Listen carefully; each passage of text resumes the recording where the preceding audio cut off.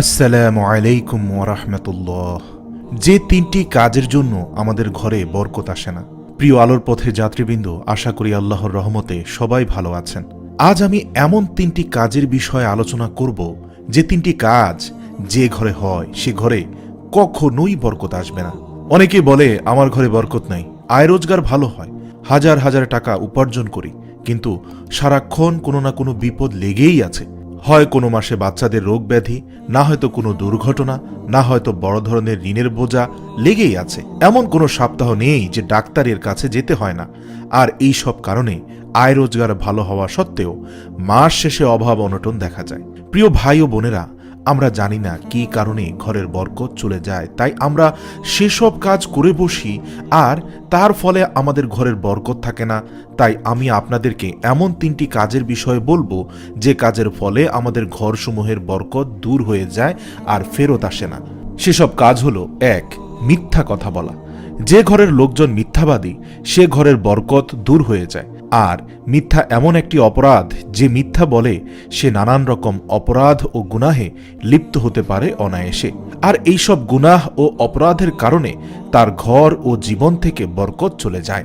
এক ব্যক্তি নবী করিম সাল্লাল্লাহু আলাইহি ওয়াসাল্লামের নিকট এসে আরজ করল, ইয়া রাসূলুল্লাহ, আমি অনেক অনেক গুনাহ ছাড়তে চাই, কিন্তু পারি না। তখন নবী করিম সাল্লাল্লাহু আলাইহি ওয়াসাল্লাম বললেন, তুমি শুধুমাত্র মিথ্যা বলা ছেড়ে দাও, তখন দেখবে আস্তে আস্তে তোমার সব অপরাধ তোমার থেকে বিদায় নিয়েছে। সে যখন মিথ্যা ছেড়ে দিল, তখন আস্তে আস্তে তার সকল কুঅভ্যাস দূর হয়ে গেল। সুতরাং মিথ্যা হলো সকল অপরাধের প্রথম পদক্ষেপ। তাই মিথ্যা থেকে বাঁচতে পারলে অনায়াসে আপনি অনেক গুনাহ থেকে বাঁচতে পারবেন, এবং এর ফলে আল্লাহ রাব্বুল আলামিন আপনার ঘরে অবারিত বরকত ও রহমত নাজিল করবেন। সুবহানাল্লাহ। এবার আসি দ্বিতীয় কাজটি নিয়ে। আল্লাহ প্রদত্ত নিয়ামত ও রিজিকের সাথে বেয়াদবি করা যাবে না। এখন আপনি ভাবতে পারেন যে আল্লাহর নিয়ামত তথা রিজিকের সাথে মানুষ কিভাবে বেয়াদবি করে। বেয়াদবি মূলত আমরা করি অপচয়ের মাধ্যমে, এবং এই অপচয় যারা করেন তাদের ঘর থেকে বরকত চলে যায়। আজকাল এমন হারে অপচয় বৃদ্ধি পেয়েছে যে যা ভাষায় প্রকাশ করা যাবে না। প্রয়োজন নেই, তারপরও স্বামীর উপরে এক প্রকার প্রেশার ক্রিয়েট করেই আমাদের অনেক বোনেরাই প্রয়োজনের অতিরিক্ত ড্রেস কিনে ঘর ভরিয়ে ফেলছেন।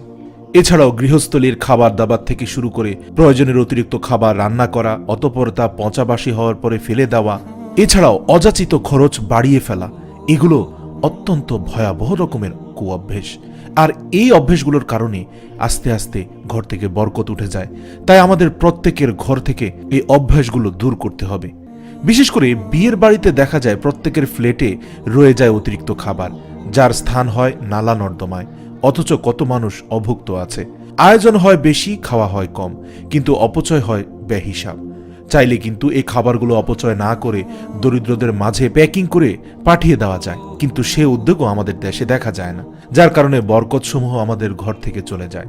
আল্লাহ রাব্বুল আলামিন আমাদের প্রত্যেকটি ভাই এবং বোনকে এই বিষয়গুলো এড়িয়ে চলার তৌফিক দান করুক, আমিন। তৃতীয় কাজটি হলো নামাজে অবহেলা করা। যারা নামাজ না পড়ে আয় রোজগার কামনা করে, তারা মূলত বোকার সাম্রাজ্যে বসবাস করছে। যে ঘরে নামাজ নাই, সে ঘরে যতই আয় রোজগার হোক না কেন, বরকত থাকবে না। রাসূল পাক সাল্লাল্লাহু আলাইহি ওয়াসাল্লাম বলেছেন, ফজরের নামাজ মানুষের আয় উপার্জনের বরকত দান করে। অন্য আরেকটি হাদিসে আছে 5 ওয়াক্ত নামাজের 5টি ফজিলত।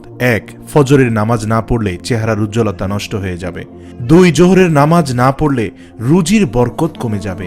3. আসরের নামাজ না পড়লে শরীরের শক্তি কমে আসবে।